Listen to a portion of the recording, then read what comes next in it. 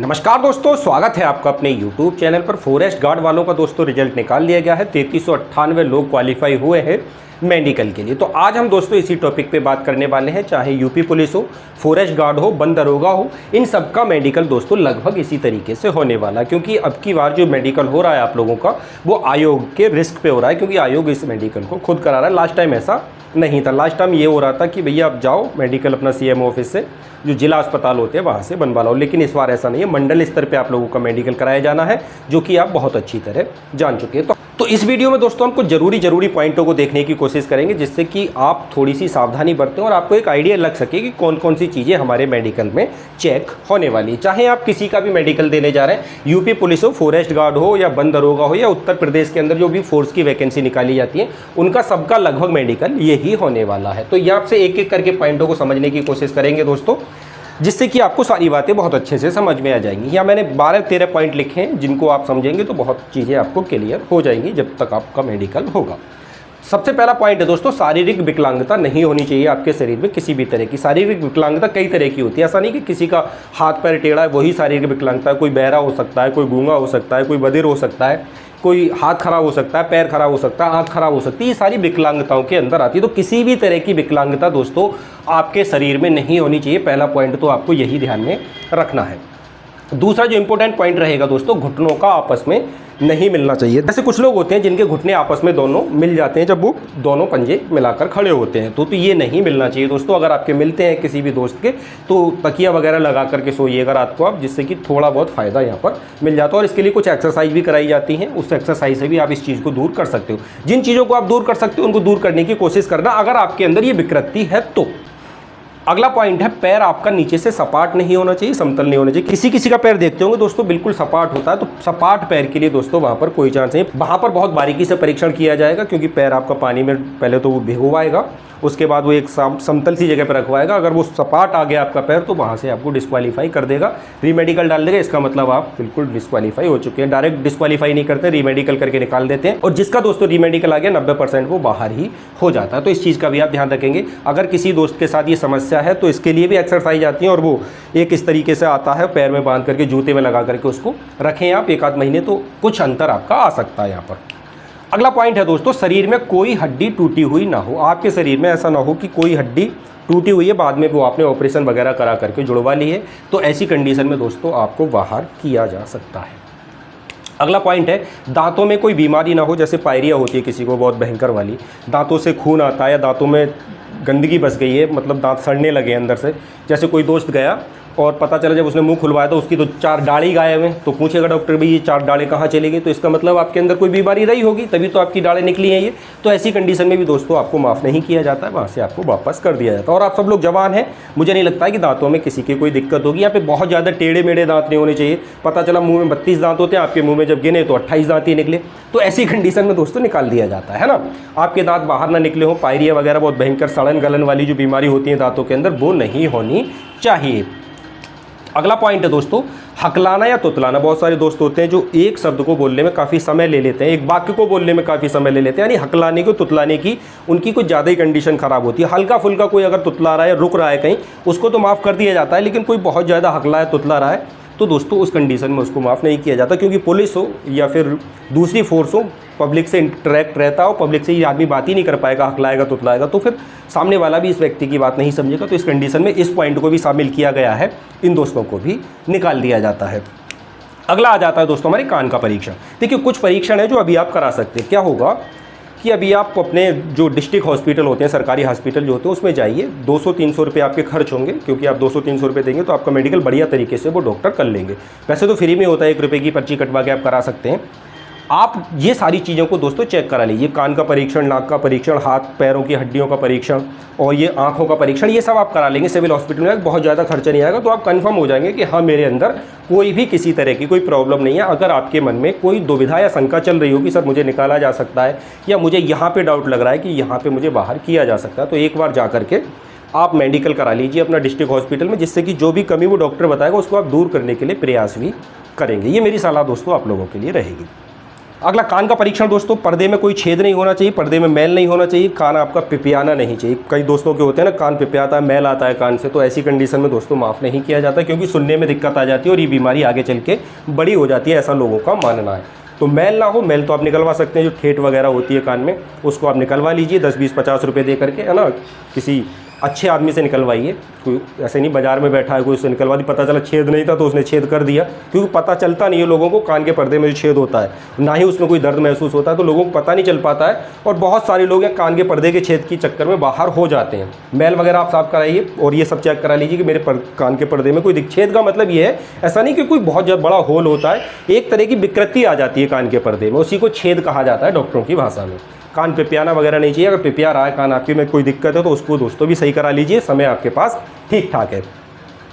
नाक का परीक्षण होगा दोस्तों, आप लोगों की नाक भी चेक करी जाती है। कई बार होता है कि एक्सीडेंट में कई लोगों की नाक की हड्डी जल्दी टूट जाती है अगर एक्सीडेंट वगैरह होता है, तो और हड्डी जुड़ भी जाती है ये, तो आपकी नाक की हड्डी टूटी ना हो, आपकी नाक की जो बनावट है वो बिल्कुल सामान्य हो। ऐसा ना हो कि आपकी नाक एक साइड को झुकी हुई है, एक जो नाक का छेद है वो ज़्यादा बड़ा है, एक नाक का छेद छोटा है थोड़ा सा, मतलब आपकी नाक सामान्य होनी चाहिए, टेढ़ी मेढ़ी नहीं होनी चाहिए, हड्डी वगैरह नाक की टूटी हुई ना हो। हड्डी तो वो ऊपर ही चेक कर लेगा, जब पूरा आपका एक्सरे निकालेगा तो पता चल जाएगा कहाँ की हड्डी इसकी टूटी हुई है, तो इसलिए मैंने हड्डी वाली बात यहाँ पर अलग से आपको बता रहा हूँ। अगली बीमारी हो सकती है दोस्तों, नसों में सूजन होती है। हाथ पैरों की नसें बहुत से लोगों की होती हैं कि उभर के बहुत सामने आ जाती हैं, है ना, पैर की नसें होती हैं उभर जाती हैं, तो ऐसी कंडीशन में भी दोस्तों बाहर कर दिया जाता है। पैरों की नसें आपकी सामान्य होनी चाहिए, सामान्य से ज़्यादा जो फूल जाती हैं वो नहीं होनी चाहिए। ऐसी कंडीशन आपने जिम वालों के साथ देखी होगी, जो बहुत लंबे समय से जिम वगैरह करते हैं तो उन लोगों की नसें बहुत ज़्यादा फूल जाती हैं।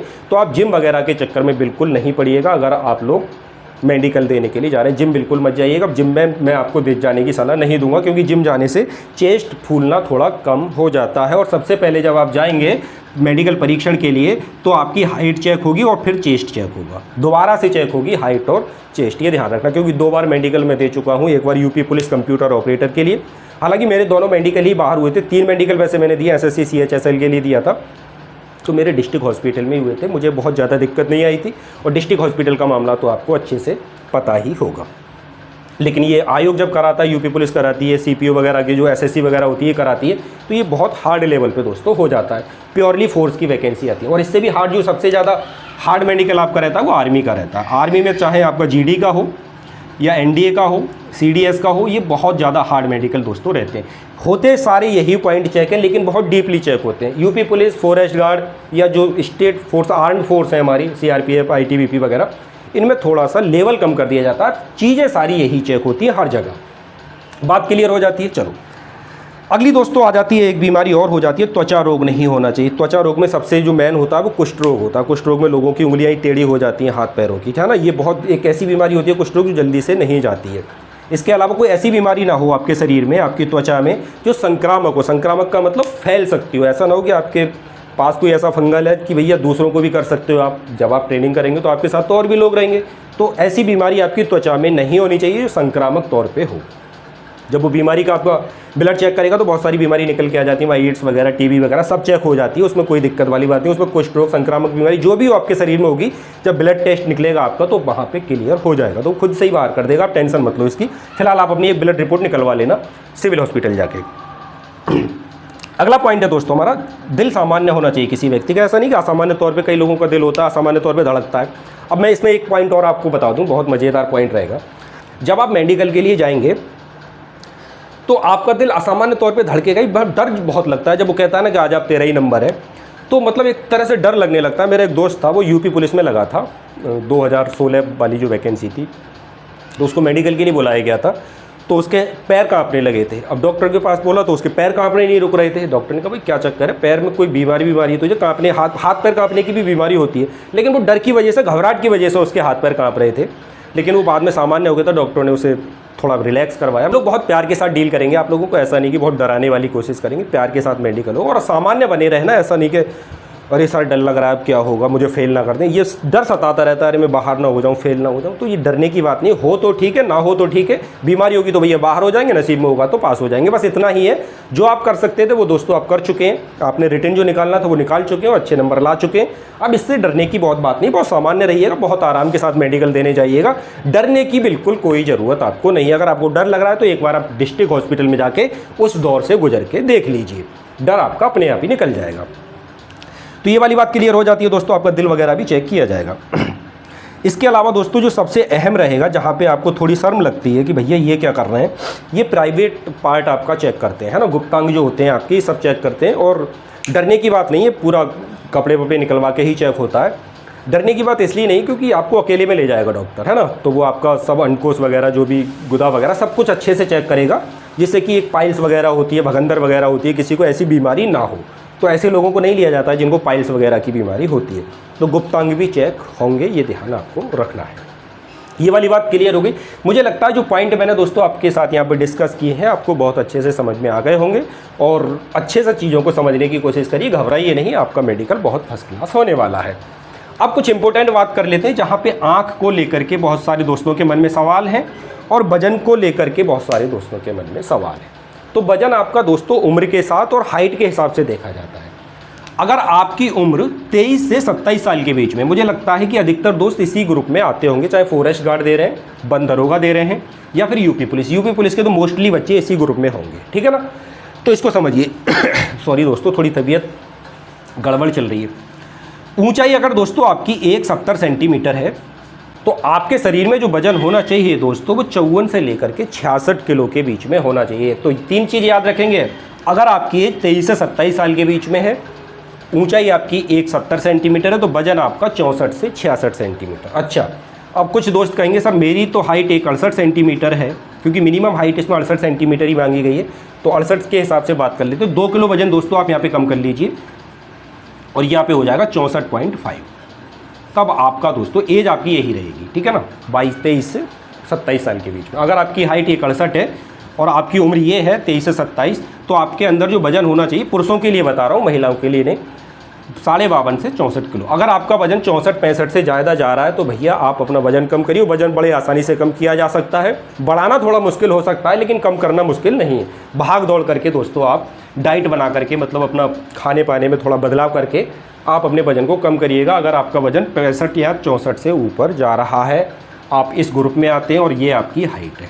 बात क्लियर होगी, मुझे लगता है ये पॉइंट आपको बहुत अच्छे से समझ में आया होगा। इसके अलावा आँख का जो परीक्षण होना है दोस्तों आप लोगों के, उसमें आपको कई इस तरह की जो यहाँ पे एक इमेज बनाई है, आप देख सकते हैं यहाँ पे इस तरह की इमेज होगी, जिससे कि वो आपके कलर लाइन को चेक करेगा, नज़र को चेक करेगा कि हाँ आप चीज़ों को समझ पा रहे हैं नहीं समझ पा रहे हैं। बिना चश्मे के आपकी जो दृष्टि काम करनी चाहिए दोस्तों 6/6 से लेकर के 6/9 के बीच में काम करनी चाहिए, ठीक है ना। यहाँ पे चश्मा भी अलाउ होता है, ऐसी कोई बात नहीं है, तो डरने की वाली बात नहीं है।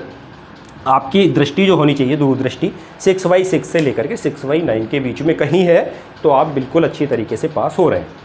कलर ब्लाइंडनेस को दोस्तों बिल्कुल तरीके से माफ़ नहीं किया जाता है। किसी की आंख में कलर ब्लाइंडनेस है, मतलब जिसे रंग पहचानने में दिक्कत होती है, लाल और हरा, उस व्यक्ति को माफ़ नहीं किया जाता, उसको तुरंत से बाहर किया जा सकता, कोई रीमेडिकल नहीं, एकदम बाहर। इस कलर ब्लाइंडनेस को लेकर के रेलवे बहुत स्ट्रिक्टली चेक करता है आंखों को। इसके अलावा आपकी आंख में भैंगापन नहीं होना चाहिए। भैंगापन आप समझ रहे हैं कि मतलब आदमी देख कहीं रहा है और निशाना उसका कहीं है, कहीं पे निगाहें, कहीं पे निशाना वाली आंखें आपकी नहीं होनी चाहिए। जहां आप देख रहे हैं फोकस भी आपका वहीं होना चाहिए। देख आप कहीं रहे, फोकस आपका कहीं और है, उसे कहते हैं भैंगापन, है ना, जिसे भैंगापन कहा जाता है। इसके अलावा आपकी आंख में लेंस लगानी होनी चाहिए। कुछ बच्चे स्मार्ट होते हैं, आंख में थोड़ा सा दूर दृष्टि दोष या निकट दृष्टि दोष है तो लेंस लगवा लेते हैं, 40-50 हज़ार रुपये खर्च करा के वो पकड़ लेते हैं तुरंत इस चीज़ को। तो ये वाला काम बिल्कुल मत करवाइए। अगर आपकी आंख में दिक्कत है, नॉर्मल रहिए, आंखों में दिक्कत है तो उसके लिए बात करेंगे अभी। नकली आंख नहीं होनी चाहिए आपकी। पता चले एक आंख तो ठीक थी, एक नकली आंख बिल्कुल लगवा ली जो बिल्कुल ओरिजिनल की तरह, वो तो पकड़ लेंगे, उसमें कोई दिक्कत नहीं, लेकिन ये नहीं होना चाहिए, है ना। वो तो सभी कुछ पकड़ लेंगे। आपकी आंख में कोई ऐसी बीमारी नहीं होनी चाहिए कि आपकी आंखें लाल रहती हैं, आपकी आंख से पानी आता है, इस तरह की बीमारियां आपकी आंखों में नहीं होनी चाहिए। कहने का मतलब दोस्तों ये हुआ, यदि आप फोर्स की नौकरी ज्वाइन कर रहे हैं तो आपकी सुनने की क्षमता और देखने की क्षमता, ये दोनों ही क्षमताएं परफेक्ट होनी चाहिए। क्योंकि आपका जो सामना होने वाला या तो समाज से होने वाला या फिर जंगलों से होने वाला। अगर फॉरेस्ट में जा रहे हैं तो अगर आप दूर का देख ही नहीं पा रहे हैं, आपकी आंखें इतनी कमजोर हैं कि दूर कोई लकड़ी काट रहा है आपको पता ही नहीं चल रहा है, जंगल में घूम रहे हैं सामने से शेर आ रहा है आपको पता ही नहीं चल रहा है, तो आंखें बहुत अच्छे से काम करनी चाहिए, सुनाई बहुत अच्छे से आना चाहिए, सूंघने की क्षमता भी आपकी बहुत ठीक ठाक होनी चाहिए, है ना। तो ये सारी चीज़ें भैया देखी जाती हैं बहुत बारीकी से। अगर किसी की आंख में चश्मा लगा हुआ है या फिर उसकी दृष्टि में कुछ ज़्यादा ही दिक्कत आ रही है तो आप थोड़ा सा सावधानी रखें दोस्तों। हरी सब्जियों का ज़्यादा यूज़ करें, फलों का, गाजर का, इन चीज़ों का, मतलब जो कच्ची सब्जियां होती हैं, खीरा है, गाजर है, मूली है, मूली तो नहीं खाना चाहिए क्योंकि आँख के लिए वो नुकसान देती है, मूली को मैं रिकमेंडेड नहीं करूँगा। इसके अलावा सेब है, अनार है, जूस है, इसका सेवन करें तो आँख का चश्मा दोस्तों आपका जल्दी हटने के चांस रहते हैं, उससे दृष्टि आपकी ठीक रहती है। यदि आप नॉन वेजिटेरियन है तो आप मछली का सहारा ले सकते हैं, तो मछली से बहुत जल्दी आँखों में सुधार होता है। झींगा वगैरह खा सकते हैं। इसके अलावा जो समुद्र में पानी में रहने वाली चीज़ें और भी आती हैं, उनका सेवन आप कर सकते हैं। तो इन चीज़ों से आप अपनी आँखों को अच्छा कर सकते हैं। और जिनकी दृष्टि थोड़ी कमज़ोर है वो अभी से थोड़ा सा ध्यान दें। हालांकि यहाँ पे बहुत ज़्यादा दिक्कत आपको होगी नहीं, लेकिन फॉरेस्ट की नौकरी इस बार आयोग करा रहा है तो बहुत अच्छे से आयोग खुद खड़ा होगा, आयोग के कर्मचारी वहाँ पर परीक्षण बहुत अच्छे से होगा। और इस चक्कर में पड़ना मत कि सर मेडिकल अधिकारी जो होगा, डॉक्टर, उसको खरीद लेंगे, पैसा दे देंगे, चाय पानी चलता है वो एक अलग बात है। चलता है या नहीं चलता ये इसके बारे में मुझे कंफर्म नहीं है, लेकिन इन चक्करों में दोस्तों आप मत पड़ना बिल्कुल भी, ठीक है ना। क्योंकि अगर बात खुलती है तो आप भी सस्पेंड होंगे, बाहर जाएंगे, डिबार होना है परीक्षा से, और डॉक्टर तो खतरे में आएगा ही आएगा, क्योंकि सरकार थोड़ा स्ट्रिक्टली काम कर रही है। तो मुझे लगता है दोस्तों ये सारी चीज़ें आपको अच्छे से समझ में आ गई होंगी। चाहे आप फॉरेस्ट गार्ड का मेडिकल देने जा रहे हैं, यूपी पुलिस का आने वाले समय में देंगे, जो 52,000 वैकेंसी आ रही है, 53,000, या फिर बंद दरोगा का जो परीक्षा हो गई है, इसका भी मेडिकल इसी तरीके से होगा जैसा कि आप लोगों का हुआ है।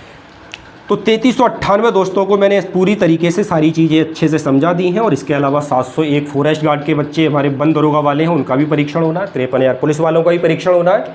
तो इन चीज़ों का दोस्तों आप अच्छे से ध्यान रखिएगा। अगर कोई चीज़, एक दो पॉइंट दोस्तों जो बहुत छोटे थे कि पैर में कठोरपन नहीं होना चाहिए आपके, मतलब जो ठेठ वगैरह पड़ जाती है, वो एक दो छोटे पॉइंट रह गए थे, वो मैंने नहीं लिखे क्योंकि वो बहुत नॉर्मल है।